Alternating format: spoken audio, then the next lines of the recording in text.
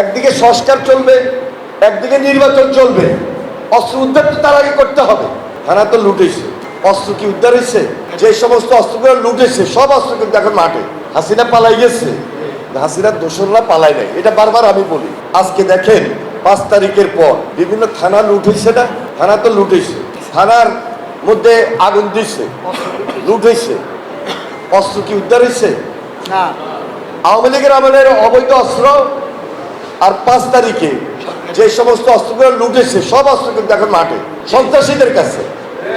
ওই আওয়ামী দোসররা বা তাদের সঙ্গে যারা সঙ্গী, তারাই কিন্তু এই অস্ত্র দিয়ে এখন সমাজে অপকর্ম করার জন্য একদিকে আইনশৃঙ্খলার অবনতি হচ্ছে, চুরি করতেছে, ডাকাতি করতেছে, সমাজে আইনশৃঙ্খলার অবনতি হচ্ছে, সমাজে একটা অস্থিরতা কাজ করতেছে।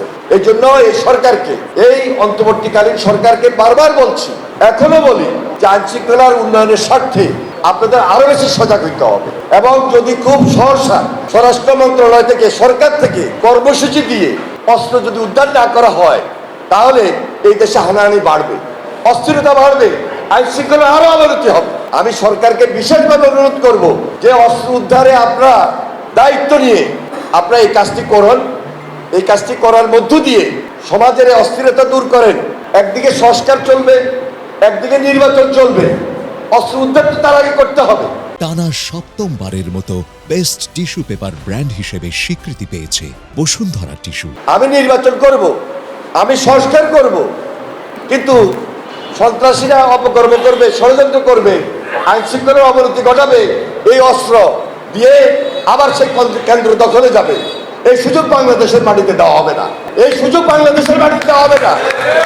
তাই নির্বাচনের আগে অস্ত্র উদ্ধার করতেই হবে, এটাই সরকারের দায়িত্ব। সরকার তো আমাদের আন্দোলনের ফসল, সরকারের কাছে আমাদের দাবিও বেশি, প্রত্যাশার জায়গাও বেশি। আমরা সহযোগিতা করছি, আরো সহযোগিতা করব, অস্ত্র উদ্ধারের সহযোগিতা করব। কোনো ষড়যন্ত্র, ফ্যাসিস্টের কোনো ষড়যন্ত্র, অন্য কারোর কোনো ষড়যন্ত্র ইনশাল্লাহ আমরা খুব সহজে মোকাবিলা করতে পারবো। কারণ এরা পরাজিত শক্তি, এরা ফ্যাসিবাদী, এরা এই দেশে অত্যাচার, নির্যাতন, গুম, খুন সব করেছে, লুটপাট করেছে, কিন্তু এখন দেশ এবং দেশের বাইরে ষড়যন্ত্র করছে। আমরা যদি সজাগ না হই, তাহলে 5 তারিখ চলে গেছে, 5 তারিখের পর এই দেশের মানুষের প্রত্যাশা আপনার আমার সরকারের উপর বেড়েছে। এই জন্য আমাদেরকে আরো বেশি দায়িত্বশীল হতে হবে, সজাগ থাকতে হবে। সমাজে অনেকভাবে অনেক অস্থিরতা সৃষ্টি করার জন্য চেষ্টা করা হচ্ছে।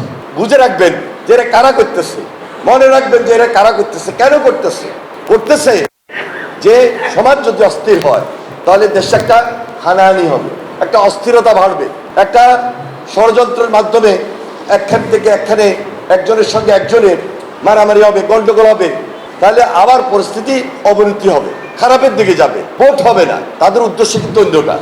আর আমাদের উদ্দেশ্যটা হলো সামনে একটা সুন্দর বাংলাদেশ গড়া। সুন্দর বাংলাদেশ গড়তে হলে এই ষড়যন্ত্র মোকাবেলা করে আমাদেরকে সুদৃঢ় ঐক্যের মধ্যে থেকে, সজাগ এবং সতর্ক থেকে পরিস্থিতিটাকে শান্ত রেখে আগামী দিনে একটা স্বাভাবিক নির্বাচন এমনভাবে করে নিয়ে আসা যেন বাংলাদেশে একটা জনগণের সরকার প্রতিষ্ঠিত হয়।